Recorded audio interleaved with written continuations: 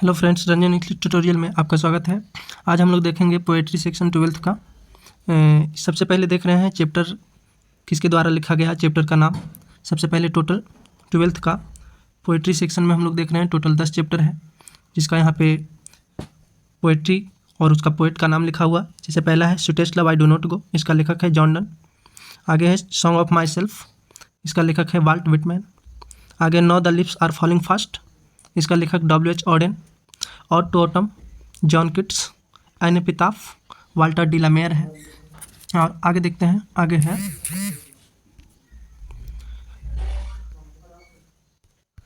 The soldier Rupert Brooke है। Macavity the mystery cat T.S. Eliot है। आगे फायर हाइमन KKN दारूवाला। आगे है स्नेक, जिसका लेखक है D.H. लॉरेंस। और एक है माई ग्रैंड मदर्स हाउस, जिसका लेखक कमला दास है। तो अब हम लोग देखते हैं, सबसे पहला चैप्टर इसमें है sweetest love I do not गो। इसका ऑब्जेक्टिव हम लोग देखते हैं, अच्छे से समझते चलेंगे, ध्यान देंगे। देखिए सबसे पहला क्वेश्चन है, but believe that I shall make a speedier journeys since I take each from. देखिए ये लाइन जो है लिखा हुआ है, बोल रहा है कि ये लाइन किससे लिया गया है, किस चैप्टर से लिया गया है। तो आपको ध्यान रखना है, इसमें ये जो लाइन लिया गया है वो sweetest love I do not go से लिया गया है। अगला है done a studied law and red, बोलता है जॉन डन के बारे में कि जॉन डन ने कानून पढ़ा कानून और उसके साथ उसने क्या पढ़ा, तो साथ ही साथ उसने थियोलॉजी यानी कि धर्मशास्त्र इसको बोलते हैं, धर्मशास्त्र भी इसने पढ़ा था। धर्मशास्त्र, कानून के साथ साथ इसने धर्मशास्त्र की भी पढ़ाई किया था। तो अगला क्वेश्चन है, John Donne is a dash poet. John Donne एक पोएट है, कैसा, नेचर, मेटाफिजिकल, कैवेलियर और रोमांटिक। तो ध्यान रखना है कि जॉन डन जो है वो मेटाफिजिकल राइटर है, मेटाफिजिकल, ध्यान रखना है, ऑप्शन नंबर बी। अगला है that the loved me as the sayest each from. देखिए बोलता है कि ये जो लाइन लिया गया है वो किससे लिया गया है। तो यहाँ पे देखना है कि ये जो लाइन लिया गया है, इसमें बोल रहा है कि दैट द लव्ड मी, मतलब तुम मुझसे प्यार करते हो, एज द सिस्ट, जैसा तुम कहते हो। ये लाइन किससे लिया गया है, तो ये भी लिया गया है sweetest love I do not go से। अगला क्वेश्चन है the Anglo Saxons were people. तो ध्यान रखना, यहाँ पे बोल रहा है कि एंग्लो सेक्शन जो है वो पीपल है, मतलब कि एंग्लो सेक्शन कहाँ के लोग होते हैं, एंग्लो सेक्शन किसे कहते हैं ये ध्यान देना है, ठीक है। तो एंग्लो सेक्शन बोला जाता है जर्मेनिक को, मतलब कि जर्मनिक भाषा बोलने वाले लोगों को एंग्लो सेक्शंस कहा जाता है। एग्जाम में आएगा, ध्यान रखना है। अगला क्वेश्चन है the line NOR in the hope the world can show a fitter love for me etch from. देखिए इसमें बोलता है कि ये जो लाइन लिखा गया है, ये जो लाइन यहाँ पर लिखा गया है कि नोर इन द होप, कि मतलब ना ही इस आशा में, the world can show a fitter love for me, कि मुझे दुनिया में कोई अच्छा प्यार देगा। तो ये लाइन जो है वो किससे लिया गया है, तो ये भी लिया गया है sweetest love I do not go से, sweetest love I do not go से लिया गया है। आगे है John Donne was born in. John Donne का जन्म कब हुआ था, तो बोलता है जॉन डन का जो जन्म हुआ था वो ध्यान रखना है 1572 यानी कि 1572 ईस्वी में हुआ था। आगे है the poet intends to go on a longer journey then.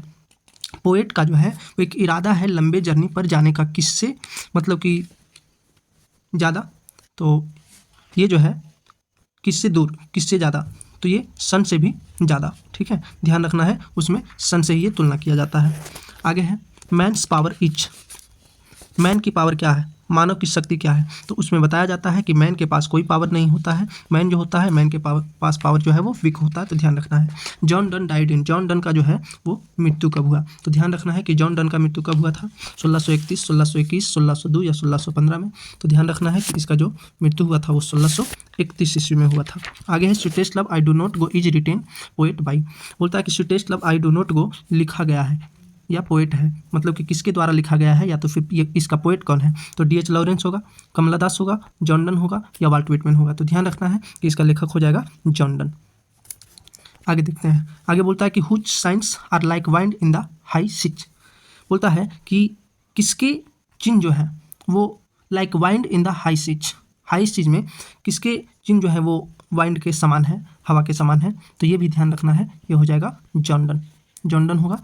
आगे ध्यान देना है, whose tears are like rain, बोलता है कि किसके जो आंसू है वो वर्षा के समान है, रेन के समान है। हिज वाइफ होगा आंसर, हिज वाइफ्स होगा या हर हस्बैंड होगा, हिज सिस्टर होगा या नन ऑफ दिस होगा। तो ध्यान रखना है कि इसमें जो आंसू की बात किया जाता है वो किया जाता है उसके प्रेमिका का, उसके पत्नी का, इसलिए इसका जो आंसर होगा वो क्या होगा, हिज वाइफ हो जाएगा, हिज वाइफ्स हो जाएगा। आगे है what does John Donne wish, मतलब बोलता है कि जॉन डन क्या चाहता है, जॉन डन की क्या इच्छा होती है। विशेष समथिंग, उसकी कुछ इच्छा होती है। विशेष हिज वाइफ, उसकी कुछ वाइफ की इच्छा होती है। विशेष नथिंग, उसकी कोई इच्छा नहीं होती है। नन ऑफ दिस, तो ऐसा कोई बात नहीं है, इसका आंसर नन ऑफ दिस ही बनना चाहिए। आगे चलिए देखते हैं, आगे बोलता है, अगला क्वेश्चन है क्वेश्चन नंबर 15, बोलता है कि John Donne thinks that, John Donne सोचते हैं, डैश इज सर्टेन, कि क्या सर्टेन है, क्या निश्चित है। तो जॉन डन सोचते हैं कि मृत्यु निश्चित है। ठीक है, आगे है the redness of the fire appears dash to the poet. देखिए ये जो क्वेश्चन है ये घुसाया गया है फायर हाइमन वाला से। ठीक है, तो यहाँ पे हम लोग इसको हला के देख लेते हैं, इसका जो है वो आंसर क्रूल होगा।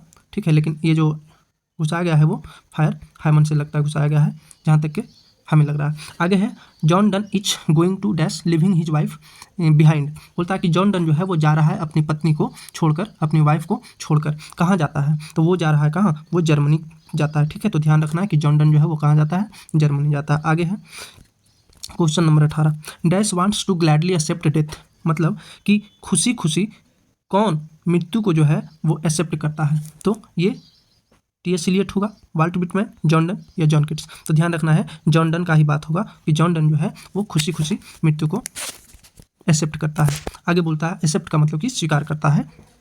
Who will make quicker journeys than the sun, मतलब बोल रहा है कि सन से भी ज़्यादा तेज, सन से भी ज़्यादा क्विकर जर्नी जो है वो कौन करता है, कौन करने की बात करता है, तो वो हो जाएगा जॉन डन। ठीक है, जॉन डन ही बोलता है अपनी प्रेमिका से कि मैं तो तुम्हारे लिए सन से भी ज़्यादा तेज लौटाऊंगा। आगे बोलता है John Donne is a dash poet, John Donne जो है वो एक पोएट है। अमेरिकन है कि जर्मन है कि ब्रिटिश है कि इंडियन है, तो ध्यान रखना है जॉन डन जो है वो एक ब्रिटिश पोएट है।